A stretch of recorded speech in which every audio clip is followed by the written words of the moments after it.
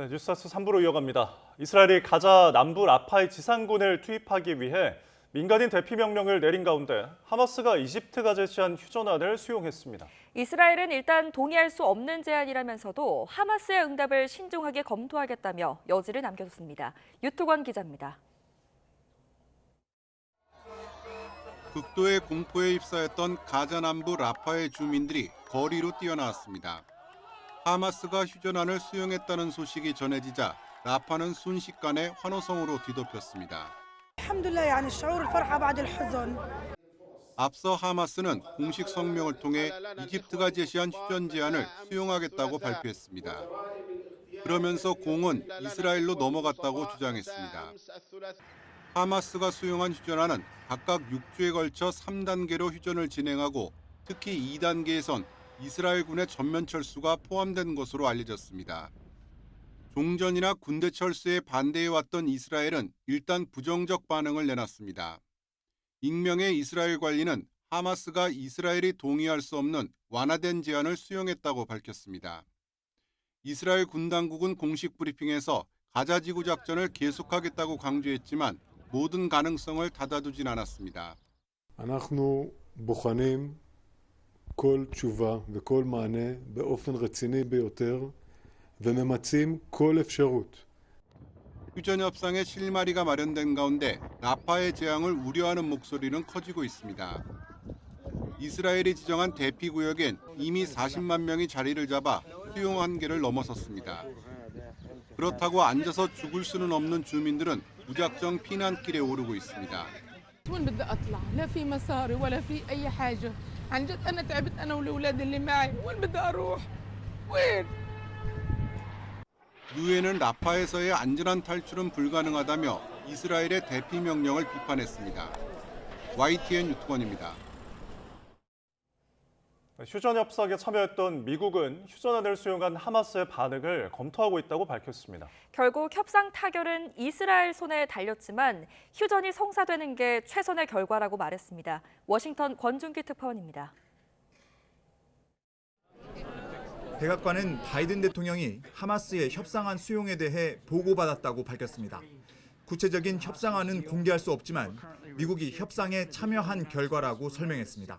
I think it's safe to conclude that that response came as a result or at the end of these continued discussions that Director Burns was part of. 백악관은 하마스의 응답을 검토 중이라며 이스라엘 등 중동 지역 파트너 국가들과 대응을 논의하고 있다고 말했습니다. 다만 하마스의 진짜 의도가 뭔지는 하마스 지도자가 명확히 해야 할 문제라고 지적했습니다. What games he might be playing or where he intends to take this? Mr. Sinwar, the head of Hamas. And I think it's high time that he answers some of these questions and he come clean about what his intentions are. 미국 정부는 하마스 제안을 받아들일지 여부는 이스라엘이 결정할 문제라면서도 휴전이 성사되길 바라는 마음을 숨기지 않았습니다. We continue to believe that a hostage deal is in the best interests of the Israeli people. It's in the best interests of the Palestinian people. It would bring an immediate ceasefire. 하마스의 휴전안 수용 전에 네타냐후 총리와 통화한 바이든 대통령은 라파에서 지상전을 강행해선 안 된다는 뜻을 거듭 전달했습니다. 대규모 민간인 피해가 더 나와서는 안 된다는 입장을 다시 한번 명확히 한 겁니다. 백악관은 최종 협상 타결이 언제 가능할지 묻자 하마스의 휴전안을 이스라엘이 평가할 시간이 필요하다며 시기를 특정하지 않았습니다. 워싱턴에서 YTN 권준기입니다. 안토니오 구테우스 유엔 사무총장은 이스라엘과 하마스가 휴전 합의를 이루고 현재 진행 중인 고통을 멈추기 위한 추가적인 노력을 기울일 것을 촉구했습니다. 구테우스 총장은 대변인을 통해 성명을 내고 가자지구 남단 라파에서 대규모 군사작전이 임박했다는 징후에 깊이 우려하고 있다며 이같이 말했습니다. 구테우스 총장은 이스라엘의 소개령으로 이미 주민들이 대피하고 있는 것을 보고 있다며 국제인도법에 따라 민간인 보호는 그 무엇보다 중요하다고 강조했습니다. 올해 미국이 인플레이션을 잡고 금리 인하를 시작할 것이라고 크리스텔라 게오르기에바 국제통화기금 IMF 총재가 전망했습니다. 게오르기에바 총재는 미국 로스앤젤레스에서 열린 제27회 밀컨 글로벌 컨퍼런스 대담에서 미국 경제에 대해 강한 노동시장과 인공지능에 필요한 에너지 자원 등 현재 모든 것이 미국 경제에 유리하다고 진단했습니다.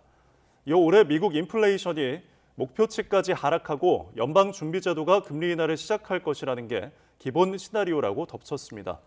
또 세계 경제에 큰 영향을 미치고 있는 달러 강세 문제에 대해서도 비교적 낙관적인 전망을 내놨습니다.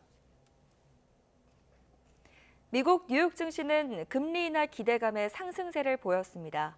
뉴욕 증권 거래소에서 다우존스 30 산업 평균 지수는 이전 거래일보다 0.46% 오른 38,852.27에 거래를 마쳤습니다. S&P 500 지수는 전장보다 1.03% 상승했고 나스닥 지수는 1.19% 올랐습니다. 이로써 다우 지수는 4거래일째 상승세를 이어갔고 S&P 500 지수와 나스닥 지수는 3거래일 연속 올랐습니다. 윤석열 대통령의 취임 2주년 기자회견이 모레로 정해졌습니다. 영상을 통해 국정 운영에 대해 설명을 하고 난 뒤 1시간 동안 기자들의 질문을 받을 예정입니다. 김평정 기자입니다. 윤석열 대통령의 취임 2주년 기자회견이 오는 9일로 확정됐습니다. 윤 대통령이 집무실에서 영상을 통해 국정 운영에 관한 설명을 먼저 하고 기자들이 있는 브리핑룸으로 자리를 옮겨 질문을 받습니다. 윤석열 대통령은 5월 9일 목요일 오전 이곳 브리핑룸에서 취임 2주년 기자회견을 가질 예정입니다. 지난 2년 정부의 국정 운영 기조와 정책 추진 상황을 설명드리고 앞으로 3년의 국정 운영 계획을 말씀드릴 것입니다. 일문일답 회견은 1시간 동안 주제 제한 없이 자유롭게 진행될 예정입니다. 따라서 최상병 특검법이나 김건희 여사 관련 의혹 등 민감한 현안들에 대한 질의가 이어질 것으로 보입니다. 대통령실 핵심 관계자는 윤 대통령도 질문이 가능한 모든 주제에 대해 생각하고 있고 정말 궁금해할 내용으로 준비하자고 말했다고 전했습니다. 이어 모든 질문을 다 받을 순 없겠지만 최대한 많이 질의응답할 수 있도록 하겠다며 기자회견은 국민이 오해하는 부분을 소상히 설명하기 위한 자리라고 강조했습니다. 기자회견과 관련해 더불어민주당은 김건희 여사 특검법과 최상병 특검법을 수용하겠다는 의사를 밝혀야 한다고 말했습니다. 이번에도 사안의 본질을 호도하고 답변을 회피한다면 국민의 분노에 불을 지르게 될 거라며 압박 수위를 높였습니다. 이에 반해 국민의힘은 이번 기자회견이 총선 민의를 받들고 국민과 직접 소통하기 위한 적극적 의지가 반영된 행보라고 평가하며 민생 경제와 미래 전략 실현을 위한 대안을 제시하고 소통을 회복하는 출발점이 되길 기대한다고 밝혔습니다. YTN 김평정입니다. 네, 전해드린 것처럼 윤석열 대통령의 기자회견은 취임 후 두 번째입니다. 취임 100일을 맞아 열렸던 첫 회견 이후 1년 9개월 만에 출입 기자들과 소통하는 자리가 마련되는 건데요. 당시에는 어땠는지 정리해봤습니다. 자, 지난 2022년 8월 17일 취임 100일 기자회견이 열렸습니다. 제목은 취임 100일 대통령에게 듣는다였는데요. 54분 동안 진행이 됐는데 모두 발언이 20분을 차지했습니다. 경제와 외교 부문의 국정 성과를 설명하는 내용이었습니다. 기자들의 질문은 모두 12개를 받았고요. 질의응답은 각본 없이 진행됐고 윤석열 대통령은 30분 넘게 진땀을 흘렸습니다. 이 당시 낮은 지지율에 대한 언급도 있었는데 어떻게 답변했는지 들어보시죠. 민심을 겸허하게 받드는 것이 중요하다고 생각하고 여러 가지 지적된 문제들에 대해서 국민의 관점에서 세밀하게 꼼꼼하게 한번 따져보겠습니다. 당시 이준석 전 대표와 이른바 윤핵관 사이 공방으로 국내힘이 내용이 격했던 시기였죠. 정치적으로 민감한 질문에 윤 대통령은 정치인 발언을 챙길 기회가 없었다며 살짝 피하는 모습도 보였습니다. 또 지금까지 다른 정치인들의 정치적 발언에 대해서 어떠한 논평이나 제 입장을 표시해 본 적이 없다는 점을 이번엔 까다로운 질문이 더 많아질 수 있습니다. 일단 정해진 시간이 늘었고요. 질문을 받는 것만 1시간 정도 할애했습니다. 역시 정해진 주제는 없습니다. 100일 회견 때를 비교해서 추산을 해보면 20개 안팎의 질문과 답변이 가능할 것으로 전망됩니다. 자, 모두 발언도 있을 예정이라서 전체 시간은 70분에서 80분 정도가 될 것으로 보이는데요. 질문을 더 받는다면 더 길어질 가능성도 배제할 수는 없습니다. 뻔한 내용이 아니라 궁금한 걸 준비하고 있다는 게 대통령실의 설명입니다.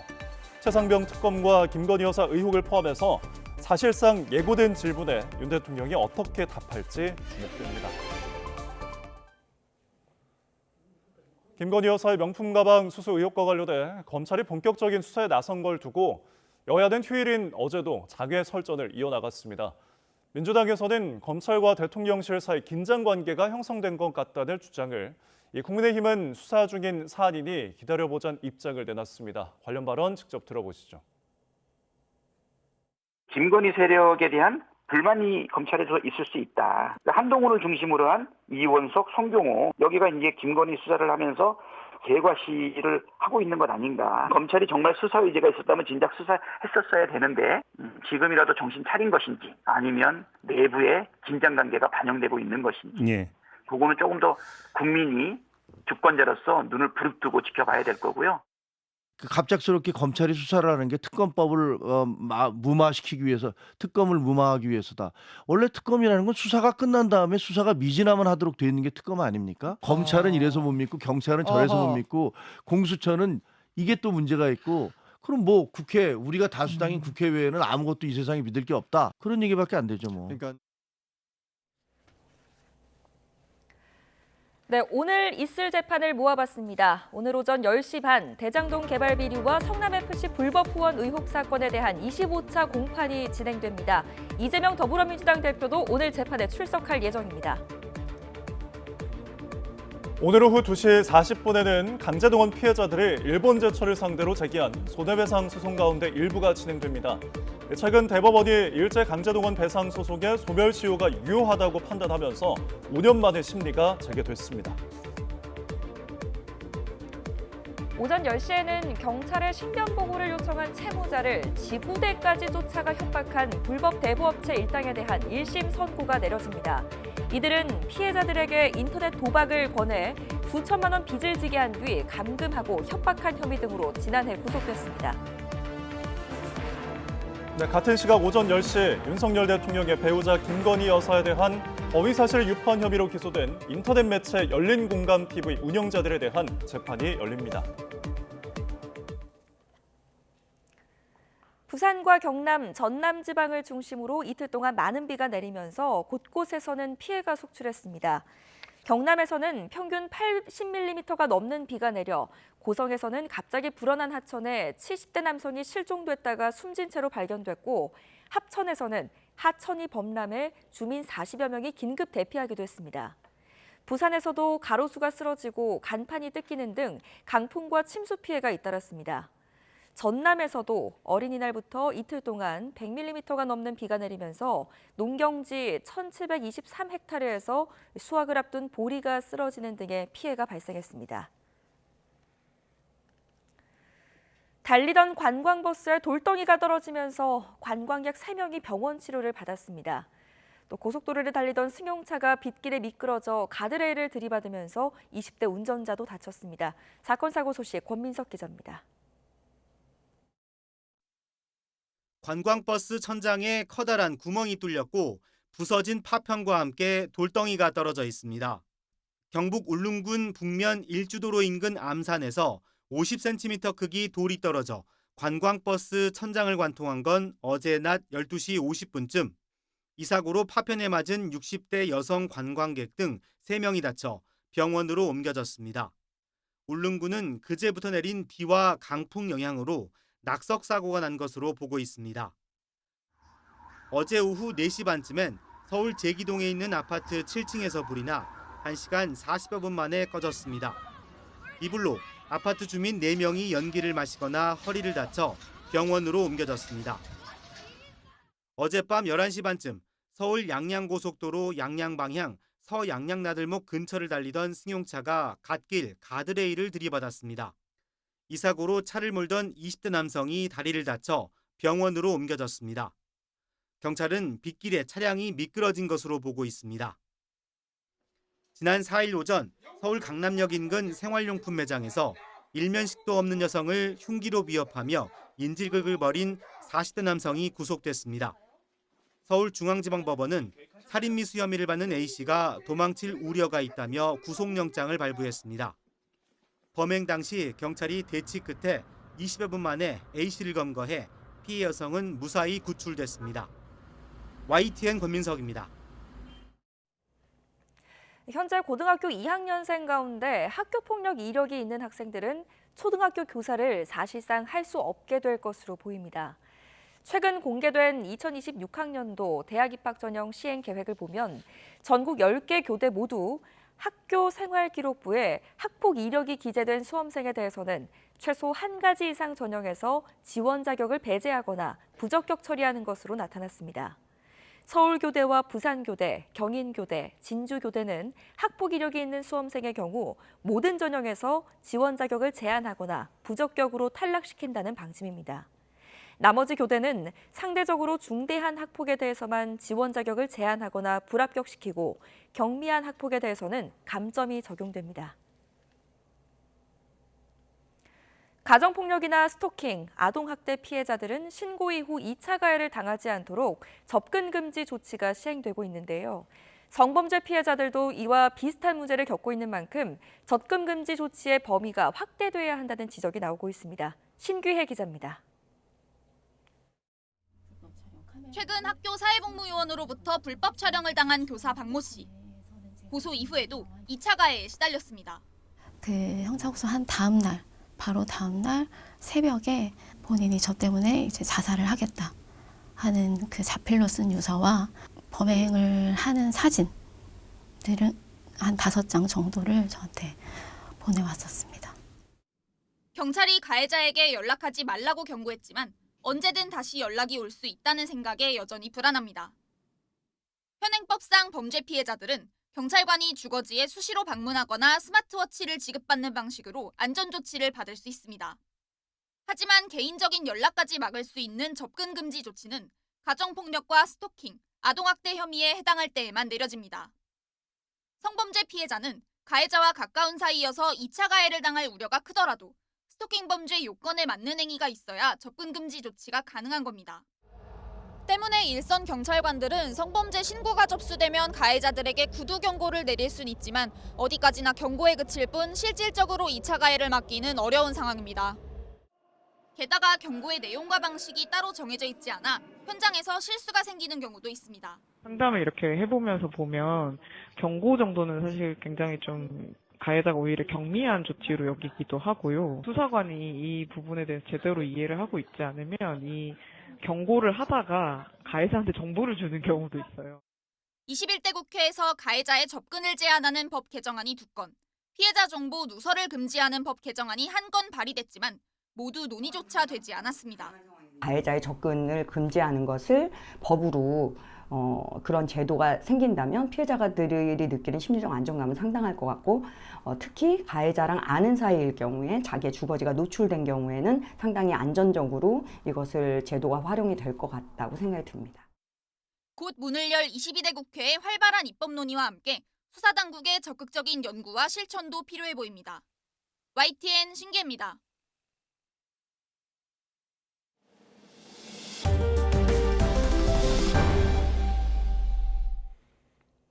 (5월 7일) 화요일 조간 브리핑 시작합니다. 먼저 조선일보 기사 보겠습니다. 이번 연휴 전국적으로 많은 비가 내렸죠. 남부 지역을 중심으로 침수와 농경지 피해가 잇따랐고 70대 주민이 숨지는 사고도 있었습니다. 그런데 이번 5월 폭우가 올여름 장마의 예고편일 수도 있다는 내용을 담고 있습니다. 곳곳에서 5월 하루 강수량 신기록이 나왔죠. 전남과 제주 지역에 집중적으로 쏟아졌는데 전남 광양엔 무려 198.6mm의 비가 하루 동안 내렸습니다. 계절의 여왕이란 말이 무색하게 많이 온 5월의 비, 가장 큰 원인은 일찍 발달한 북태평양 고기압이라고 합니다. 북태평양 고기압은 고온다습한 성질이 있죠. 보통 6월에서 7월쯤에 우리나라로 올라오는데 올해는 4월 말부터 한반도에 영향을 주고 있습니다.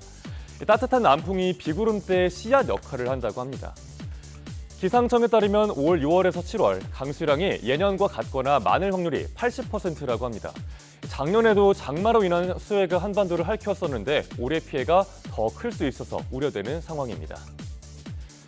다음은 동아일보 기사 보겠습니다. 자영업자들의 대출 연체율과 연체액이 모두 뛰면서 폐업률이 코로나19 팬데믹 때보다 높아진 점을 짚고 있습니다. 코로나 팬데믹 때 자영업자들은 대출로 버텼죠. 이제 코로나 국면은 끝났는데 고물가 고금리에 내수 침체도 길어지고 있습니다. 그러면서 예전에 받았던 대출이 부메랑으로 돌아온 겁니다. 작년 12월 말 기준 자영업자 대출 잔액은 1,109조 원을 넘겼습니다. 여기에 3개월 이상 연체 금액도 작년보다 50% 급증했습니다.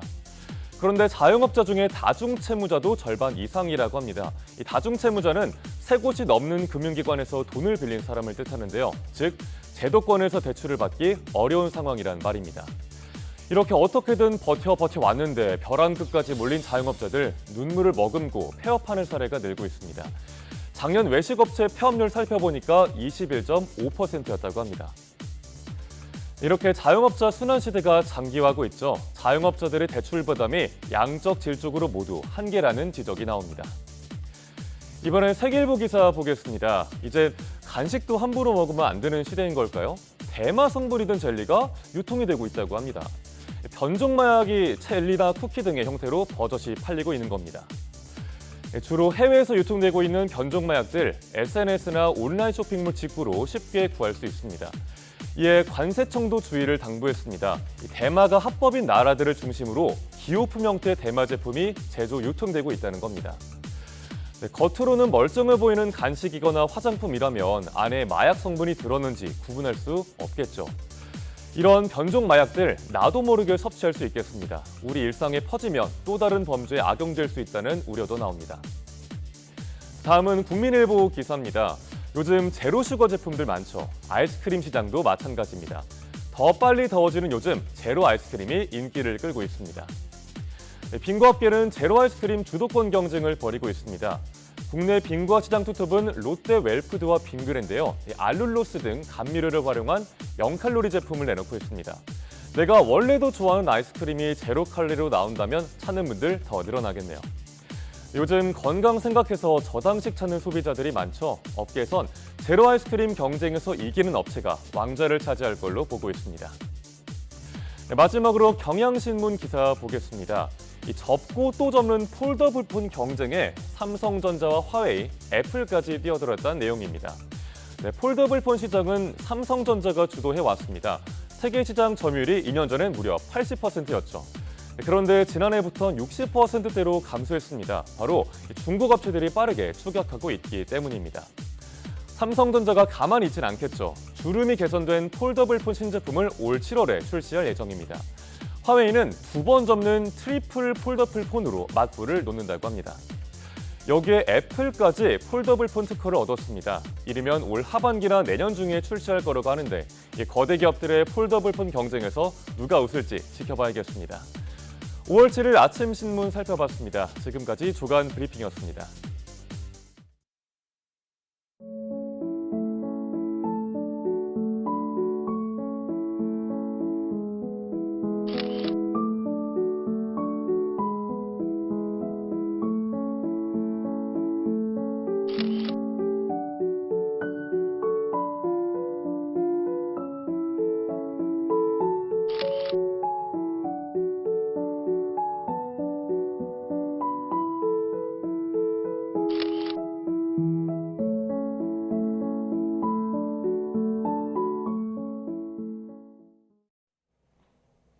스탈린 이후 가장 오래 집권한 러시아의 지도자 블라디미르 푸틴 대통령이 오늘 오후 5번째 임기를 시작합니다. 새로운 임기를 앞두고 푸틴 대통령은 전술핵 훈련을 지시하며 서방의 우크라이나 파병 등 지원 가능성을 강하게 경고하고 나섰습니다. 이경아 기자입니다. 집권 4기 장관들과 마지막 회의를 함께한 푸틴 러시아 대통령. 우크라이나 전쟁의 정당성을 역설하며 서방의 대러시아 제재는 실패했다고 강조합니다.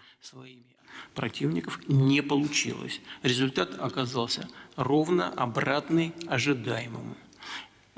У нас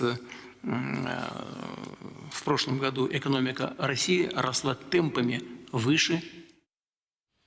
새로운 임기의 시작을 앞두고 푸틴 대통령은 전술 핵무기 훈련을 지시했습니다.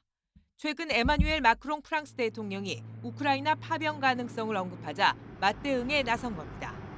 우크라이나를 마주한 러시아 남부군광부와 공군 해군이 훈련에 참여하는데 가까운 미래에 진행될 것이라고 러시아 국방부는 밝혔습니다. 우크라이나에 제공된 무기가 러시아 본토 타격에 쓰일 수 있다는 영국 외무장관의 발언도 그냥 넘기지 않았습니다. 러시아 정부는 영국과 프랑스 대사를 초치해 직접 항의했습니다. 핵카드를 앞세운 러시아의 압박 속에 유럽은 우크라이나에 대한 지원 확대에 속도를 내고 있습니다. Das ist ein erheblicher Betrag, der mehrere Milliarden pro Jahr ausmacht. Und auch dort eine Verständigung gefunden, die jetzt gerade finalisiert wird, dass wir etwa 90% dieser Mittel. 우크라이나 전쟁 속에 5기 집권을 시작하는 푸틴 대통령.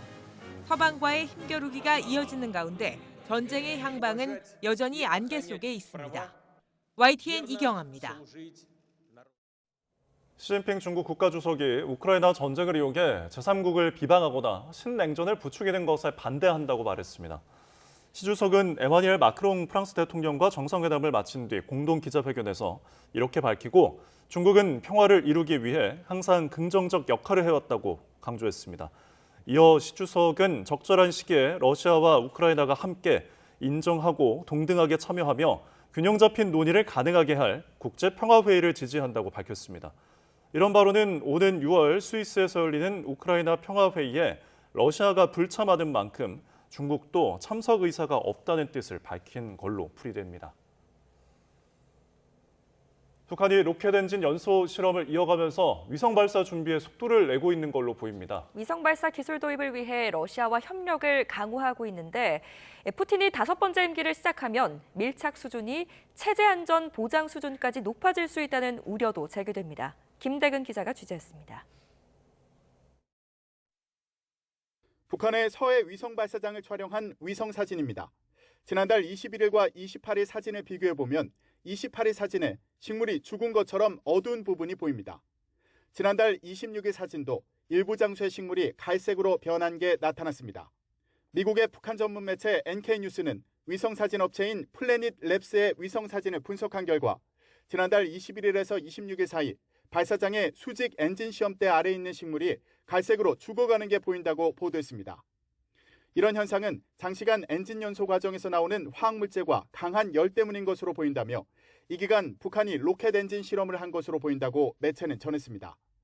기념일이 많은 4월을 넘긴 북한이 추가 위성 발사 준비에 속도를 내고 있다는 분석이 나옵니다.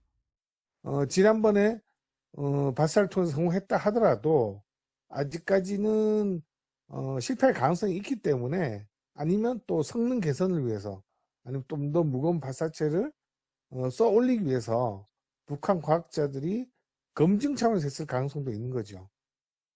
위성 발사와 운용 결과에 따라 북러 사이 기술 협력이 어느 정도 이루어졌는지도 알 수 있을 것으로 보입니다. 우크라이나 전쟁을 계기로 양국 간 관계가 긴밀해지는 가운데 러시아가 북한에 상당한 수준의 위성 기술까지 제공한다면 국제안보에 또 다른 위협이 될 수도 있는 상황. 그런데 여기에 더해 푸틴 대통령이 5번째 임기를 시작하면 북러 간 협력 수준이 체제 안전보장 수준까지 높아질 수 있다는 우려도 나옵니다. 김정은 체제가 유지되고 통치를 하는 데 있어서 원활하게 돌아갔을 정도의 경제적 지원을 해줄 수 있거든요. 앞으로 러시아는 북한이 핵을 개발하고 자체적으로 핵을 더 고도화할 수 있다는 걸 전제로 해서 협력을 할 것인데 북한이 7차 핵실험에 나서더라도 러시아가 나서 국제 제재를 무력화할 가능성 등 양국 협력이 동북아 안보에 미칠 영향이 더 커질 수 있다는 분석입니다. YTN 김대근입니다.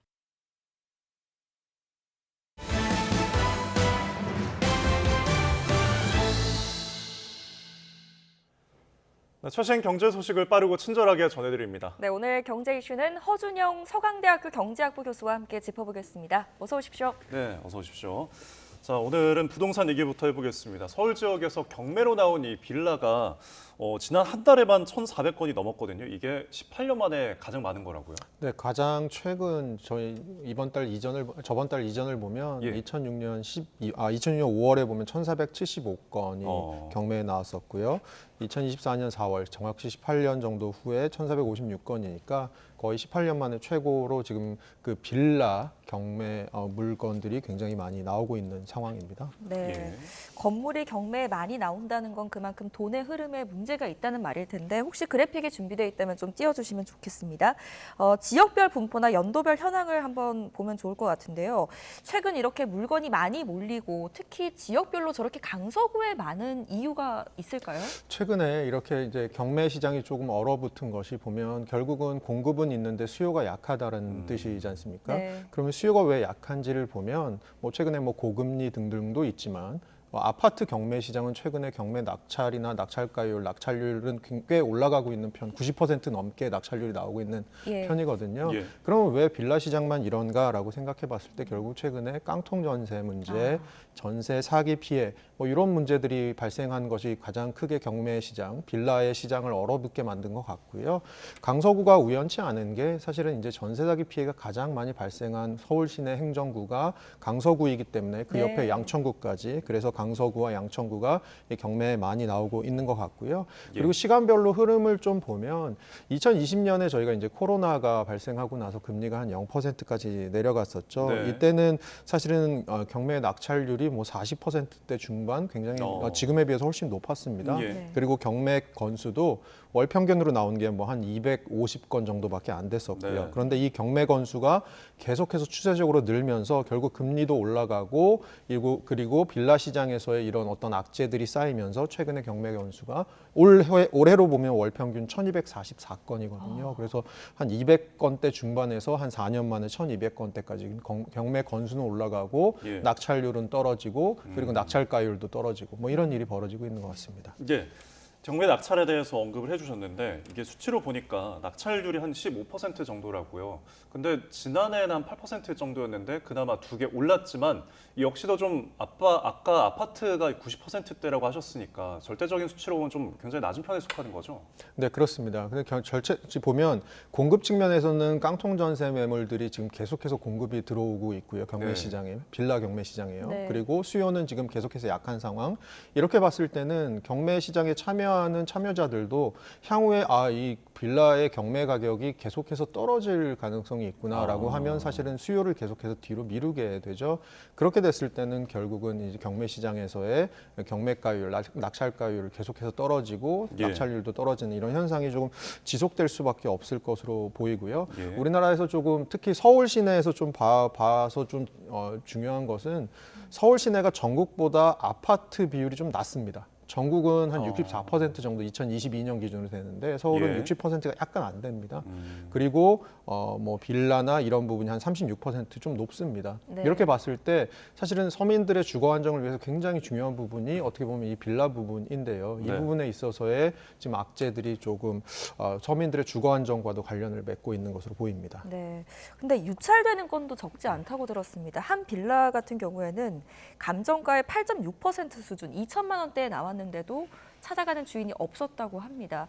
이게 아마 이제 아까 말씀하셨던 깡통 전세, 뭐 전세 사기 피해의 영향이 분명히 있어서 심리적으로 또 위축된 이유가 있을 텐데 이거는 또 빌라 자체에 대한 어떤 시장의 가치가 떨어지는 게 아니냐 이런 분석이 있더라고요. 네, 우리나라는 보면 아파트 시장이랑 빌라 시장은 특히 서울에 있어서는 굉장히 분리된 시장으로 보고 있습니다. 이 상황에서 이제 빌라 시장에서는 이런 악재들이 쌓이면서 결국은 빌라 가격 그리고 빌라 경매 가격 이런 것들이 결국은 올라가지 않는 일이 벌어지는 거죠. 그런데 문제는 사실은 제가 아까 말씀드렸듯이 서울 시내에서 빌라가 차지하고 있는 어떤 주거로서의 비중을 따졌을 때 이제 빌라 쪽에서 이렇게 풀리지가 않으면 사실 이제 전세 매물, 아파트 전세 매물 가격에 좀 영향을 줄 가능성도 있고요. 그렇게 아파트 전세 매물 가격이 추세적으로 탄력을 받게 되다 보면 사실 이것이 매매가에 영향을 줄 가격도 있기 때문에 사실은 저희가 빌라 시장과 아파트 시장이 주거 시장으로서는 분리돼 있지만 이 경매 시장에서의 어떤 이런 얼어붙는 현상들이 지속적으로 아파트 가격, 아파트 시장, 아파트 전세 시장에 미칠 영향들도 좀 저희가 주목해 보아야 할 것 같습니다. 알겠습니다. 방금 언급하신 것처럼 빌라 한 채, 그러니까 집이 2천만 원대 나오니까 억대가 아니잖아요. 이렇게 싸게 나오는 체감 때문에 좀 투자를 해보면 어떨까 생각하시는 분들 많으실 것 같거든요. 관련해서 조언을 좀 해주신다면요. 아무래도 입지 같은 것을 좀 보고 투자하시는 게 좋을 것 같습니다. 결국은 이제 빌라 시장 자체가 지금 얼어붙어 있는 것이 얼마나 지속될지는 또 최근 들어서 이제 어쨌든 간에 부동산 시장에서의 뭐 건설비 상승이나 부동산 PF 문제 이런 부동산 시장의 악재들이 조금 아직까지 완전하게 해소되지 않은 상황이기 때문에 예. 가장 취약한 부분이 영향을 받을 가능성이 크고 그렇게 봤을 땐 빌라 시장이 영향받을 가능성이 크거든요. 그런 측면에서는 빌라 중에서도 좀 입지가 좋거나 예를 들어서 역에서 좀 가까운 거리에 있거나 아니면 뭐 서울로 봤을 때는 한강변에서 좀 가까운 빌라들 이런 빌라들이 향후에 뭐 아파트로 다시 재건축이 된다거나 이럴 가능성들이 좀 있어서 개발 호재에 영향을 받을 가능성 이런 것들을 중심으로 좀 판단을 하시는 게 어떨까라는 생각이 듭니다. 네, 알겠습니다. 앞으로 상황을 좀 지켜봐야 할 것 같습니다. 다음은 물가 얘기로 넘어가 보겠습니다.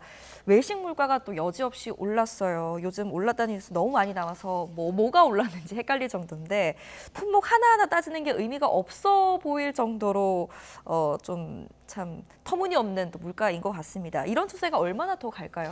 사실 저희가 이거를 단기적인 현상으로 볼 수가 없을 것 같은 이유가 몇 가지 있습니다. 첫째로 이 외식 물가 상승률이 소비자 물가 전체 상승률을 상회하는 것이 최근에 35개월째 이어지고 있습니다. 가장 마지막으로 이것이 역전됐던 게 2021년 6월이거든요. 네. 그 이후로는 2021년 7월부터는 계속해서 외식 물가 상승률이 소비자 물가 상승률보다 추세적으로 지금 높습니다. 저희가 시계를 약간 더 확장해 보면 2000년 대비 지금 물가 상승률은 한 82.5% 정도 올라 있습니다. 물가가. 네. 그런데 외식 물가는 101%. 그러니까 추세적으로 지금 더 높았습니다.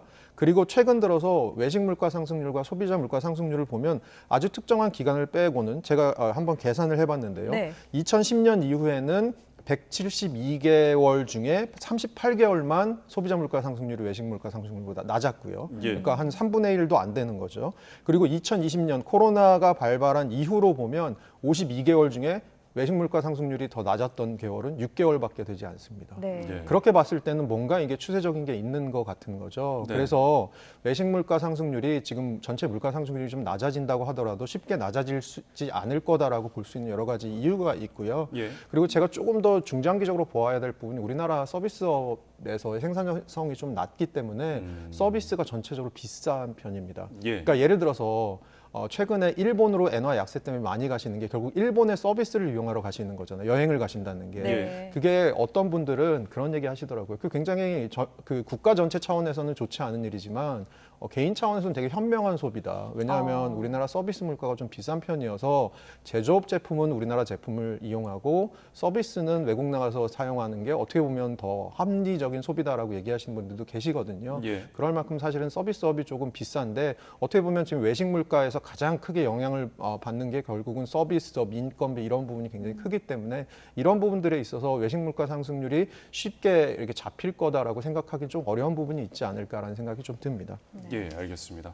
자, 언급해 주신 2020년에는 82.5%, 24년에는 101%. 소비자 물가와 지금 외식 물가의 차이가 이렇게 큰데 여기에 이제 물가 지표와 그리고 실제로 체감하는 물가들이 있잖아요. 이 사이에도 좀 괴리감이 있거든요. 이 부분은 어떻게 보십니까? 그러니까 저희가 이제 소비자 물가 지수라고 하는 거는 우리나라의 대표적인 소비자가 사용하는 모든 물품들에 이제 가중치가 들어가 있는 거고요. 그런데 예를 들어서 저희가 그 중에서 생애 주기별로 보면 어떤 분들은 뭐 교육을 좀 더 많이 소비하시기도 하고 아이들 때문에 뭐 그리고 도시에 사시는 분들은 또 외식을 좀 더 많이 하시기도 하고 뭐 이런 일들이 있지 않습니까? 아무래도 자기가 자기가 실제로 구매하는 물품들은 전체 소비자 물가 지수의 이 구매 바구니 안에 있는 것 중에 일부분일 가능성이 크고요. 이 부분에 대해서 조금은 물가가 빨리 상승하면 왜 이렇게 소비자 물가 상승률보다 내가 느끼는 체감 물가가 더 빨리 오르는 것 같지라는 생각이 드는 거고 그렇게 생각하면 결국 나오는 얘기는 월급 빼고는 다 오르네라는 얘기로 이제 가시게 되는 거죠. 그래서 아무래도 특히 도시에 계신 분들 그리고 우리나라 교육비 상승률 같은 거 되게 빠른데 교육비 지출이 많으신 분들 이런 분들은 아무래도 조금 체감 물가 상승률이 좀 높으실 수 있고 저희가 오늘 얘기한 것처럼 외식 물가나 뭐 이런 부분들이 빠르게 올라가기 때문에 또 외식을 많이 하시는 분들, 직장인들 이런 분들이 아무래도 체감 물가를 좀 높게 느끼실 수밖에 없을 것 같습니다. 알겠습니다. 네, 알겠습니다. 또 다음 주제로 질문을 드리자면은 이 물가가 오르게 되다 보면 사람들은 또 저렴한 물건을 찾기 마련이잖아요. 그러면 또 인터넷을 뒤지게 되고 이런 심리를 잘 파고든 게 아마 중국 이커머스 플랫폼 알리나 테무 정도가 될 텐데 근데 여기서 파는 제품들이 다 무조건 싼 건 아니라면서요? 네, 맞습니다. 뭐 예를 들어서 라면이나 뭐 저희가 먹는 시리얼이나 콜라 뭐 이런 것들 혹은 물티슈 이런 것들은 번들을 잘 구매하면 사실은 우리나라 이커머스가 좀 더 싼 케이스도 많습니다. 네. 그래서 개별적인 상품 묶음을 비교해 보면 어떤 데는 알리가 더 싸고 어떤 데는 우리나라 이커머스가 좀 싸고 전반적으로 알리가 좀 더 싸겠죠. 하지만 이런 일이 벌어지는 게 결국은 그 이커머스에서 가격을 판매자가 결정을 하는 거거든요. 뭐 알리나 그 이커머스 당사자가 결정하는 게 아니고요. 그래서 예. 판매자들이 기존에 우리나라 이커머스랑 거래하던 것들에서 알리로 갈 때 그렇게 가격을 많이 낮추지 않는 뭐 그거는 자발적으로 뭐 우리나라 이커머스들과의 의리 때문에 그럴 수도 있고 네. 아니면 뭐 여러 가지 다른 이유 때문에 있을 수는 있는데 그렇게 해서 가격을 책정하다 보면 알리가 모든 제품이 더 싸진 않을 수는 있을 것 같고요. 그런데 문제는 소비자들은 알리익스프레스에 가서 뭘 구매할 때 사는 예. 김에 다른 것도 같이 사자. 그러니까 그렇죠. 예. 어떤 품목만 거기서 사고 더 싼 품목은 예를 들어서 우리나라 이커머스로 가시는 것보다는 예. 모두 다 이제 한쪽에서 구매하시는 게 많다 보니까 예. 어떻게 보면 알리 입장에서는 약간 더 비싸게 파는 품목이 있더라도 전반적으로 싸다는 인상을 주게 되면 알리 쪽에서 사게 되는 효과가 발생을 하는 것이죠. 뭐 그런 것들에 대해서 저희가 좀 생각해 볼 필요는 있을 것 같습니다. 네, 중국 플랫폼 이용도 좋지만 품목별로 좀 한국 플랫폼과 비교를 해서 구매하시는 게 좀 좋을 것 같다는 생각이 듭니다. 자, 오늘 경제 이슈 허준영 서강대학교 경제학부 교수와 함께했습니다. 오늘 말씀 고맙습니다.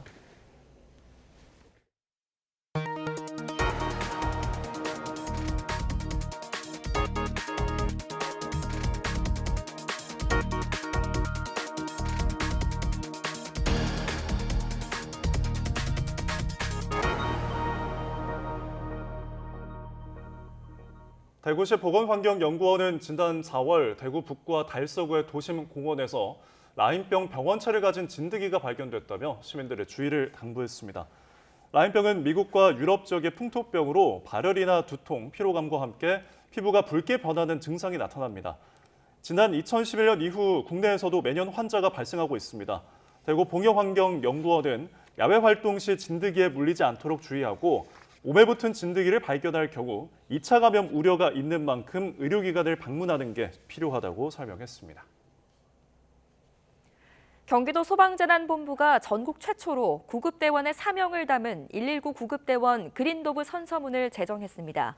그린도브 선서문은 구급대원으로서 국민의 생명과 안전을 지키는 최우선적인 소임에 대한 기본 원칙을 비롯해 직업적 자긍심과 사명감 등 모두 5가지 다짐으로 구성됐습니다. 그린도브라는 명칭은 과거 녹색 바탕에 비둘기를 구급대의 상징으로 했던 역사를 반영했습니다. 네, 연휴 뒤 첫 출근길인 오늘도 전국에 오락가락 비가 이어지겠습니다. 네, 흐리고 비가 내리면서 낮에도 서늘함이 감돌겠습니다. 자세한 날씨 알아보겠습니다. 신미림 캐스터. 네, 상암동 야외 스튜디오에 나와 있습니다. 네, 연휴 내내 비가 내렸는데 오늘도 종일 흐린 날씨를 보일 거라고요? 네, 오늘 아침 출근길에도 우산을 꼭 챙기셔야겠습니다. 전국이 대체로 흐린 가운데 곳곳에 산발적으로 비가 이어지겠는데요. 내리는 비의 양이 그리 많지는 않겠고 곳곳으로 소강 상태를 보이는 곳도 많겠습니다. 하지만 비가 내리는 지역을 중심으로는 도로가 미끄럽고 가시거리도 짧아질 것으로 보이니까요. 교통안전에 각별히 주의하셔야겠습니다. 자세한 레이더 화면부터 살펴보도록 하겠습니다. 현재 제주도를 제외한 전국 곳곳에 산발적인 비구름이 분포하고 있습니다. 비는 오후에 수도권 지방부터 서서히 그치겠지만 영동 남부와 남부지방은 내일 새벽까지 이어지는 곳이 있겠는데요. 그 사이 예상되는 비의 양은 전북의 최고 30mm, 그 밖의 지역에는 5에서 20mm로 많지는 않겠습니다. 네, 오늘도 기온이 종일 서늘하다고요? 네, 오늘 나오실 때도 보온에 신경 써주셔야겠습니다. 현재 서울 기온은 12.8도로 어제 같은 시각보다 조금 더 낮은 상태고요. 한낮에도 종일 흐린 날씨가 이어지면서 기온이 크게 오르지는 못하겠습니다. 자세한 지역별 기온부터 살펴보도록 하겠습니다. 오늘 서울의 한낮 기온은 18도로 예년 기온을 5도가량 밑돌겠습니다. 남부지방도 광주가 17도, 대구 18도 등으로 대부분 20도 아래에 머물겠습니다. 어버이날인 내일부터는 하늘이 점차 맑아지며 기온도 오름세를 보이겠는데요. 다만 주말 오후 중서부와 호남, 경북을 시작으로 휴일에는 수도권을 제외한 전국에 또다시 비가 내리겠습니다. 모레까지 동해안을 중심으로는 너울성 파도까지 높게 일겠는데요. 해안가 접근을 자제하는 등 안전사고에 주의하셔야겠습니다. 지금까지 YTN 신미림입니다. 이상으로 뉴스타트 마칩니다. 네, 오늘도 기분 좋은 하루 보내시기 바랍니다. 시청해주셔서 고맙습니다.